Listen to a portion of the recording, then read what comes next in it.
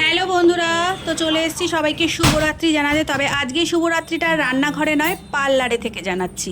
সেটা হলো যে এখন কটা বাজে হচ্ছে 11:30। তো এখন কি আর আমি পার্লারে? একদমই নয়। আমি সন্ধেবেলায় ভিডিও দিয়েছিলাম যে আমি বড় মেয়েকে নিয়ে পার্লারে যাচ্ছি চুল কাটাতে। তো তখনই আমি পার্লারে ঢুকে ভিডিওটা করে রেখেছিলাম, পোস্ট আর করিনি। পোস্টটা তোমাদের কাছে এখন করব, ঠিক আছে? তো চলো, বড় মেয়ের তো চুল কাটা হয়ে গেছে, তোমাদের সঙ্গে ও একটা ছবি তুলে শেয়ার করে দেবে। এটা হলো মিষ্টিকে, দেখো। আচ্ছা, আমি কিন্তু সত্যি বলছি, ওর চুল কাটাতেই গেছিলাম, মিষ্টিকে জাস্ট আমি নিয়ে গেছিলাম সঙ্গে করে। মিষ্টির কান ফুটাবো এরকম কোনো আমার মাথায় আইডিয়াই ছিল না। ওকে কেন কান ফুটাবো? আর যদিও কান ফুটাতে হয় ভেবে শীতকালে ফোটাবো, ঠিক আছে। কিন্তু পার্লারে গিয়ে একটা বড় মেয়ে, মানে অনেকটাই বড়, ক্লাস আমার বড় মেয়ের থেকেও বড়ই হবে, ও নাক ফোটাচ্ছিল। তো নাক ফোটানোর পর ওকে পার্লারের দিদিটা, আমাদের সবাইকে চেনে, তো ওই পার্লারের দিদিটা ওকে বলছে, কিরে তুই কান ফোটাবি? ফুটিয়ে নে। ও মা, ওর কথা শুনে আমারও মনে হলো কিরে ফুটাবি, আর বেশি একটা মানে পয়সাও লাগেনি, 200 টাকা নিয়েছে দুটো কান ফোটাতে। তো আমি বললাম, কিরে ফোটাবি? ফুটিয়ে নে। মিষ্টিকে নানা করছিল, আমি বললাম ফুটিয়ে নে না, কি আছে।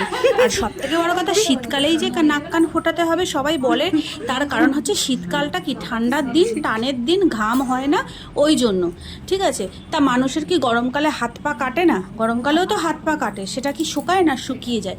তাই শীতকাল গরমকাল বলে কোনো কথা না। কিন্তু আমি বিশ্বাস করো ওরকম ভেবে যাইনি।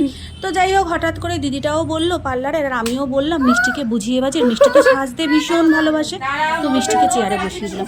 তো একটা কান তো কোনো রকম ফুটিয়েছে, কিন্তু যেই একটু লেগেছে, একটু তো লাগবেই, কারণ একটা চামড়ার ভেতর দিয়ে একটা কানের পুরো ভেদ করে ঢুকছে।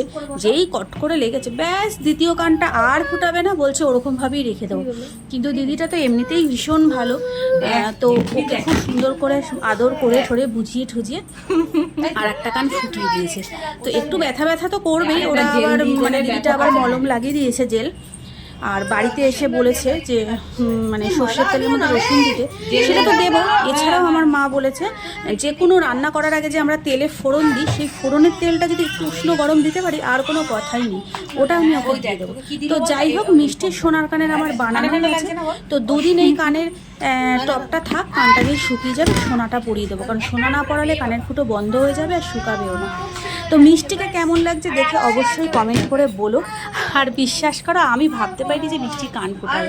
তো যাই হোক, কানটা ফোটানো তো হয়ে গেল, আর আমাদের সামনে বিয়ে বাড়িও আসছে। তো চলো, টাটা, সবাইকে শুভরাত্রি। আচ্ছা ঠিক আছে, দাঁড়াও না, দেখো না কিছু করছে, দেখ ওই যে দিদিটা নাকের পড়েছে, ওই দেখো দিদিটা নাকের পড়েছে, ওই যে দিদিটা নাক ফুটো করছিল না কিছু। আমি এই তো হয়ে গেছে, শোনো না এক্ষুনি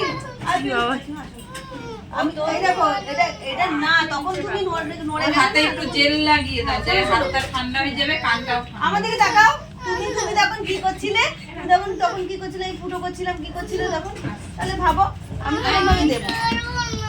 আচ্ছা আচ্ছা ঠিক আছে, ঠিক আছে, একটা দেবো, এদিকে এখন হয়ে যাবে। তুমি তো ভালো লাগবে না, আমি এইটা লাগবেই না, এটা লাগবেই না, তুমি দেখো, এই দেখো, এরম হবে, এরম হবে, এরম হবে, হবে লাগবেই না।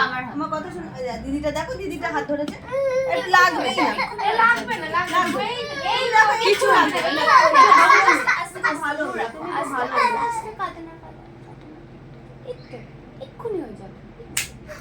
হয়ে গেছে, হয়ে গেছে, হয়ে গেছে, আস্তে আস্তে আস্তে, হয়ে গেছে, হয়ে গেছে, মাথাটা ঘোরা, হয়ে গেছে বাবু, হয়ে গেছে। কি সুন্দর লাগছে, কি সুন্দর, বাস হয়ে গেছে।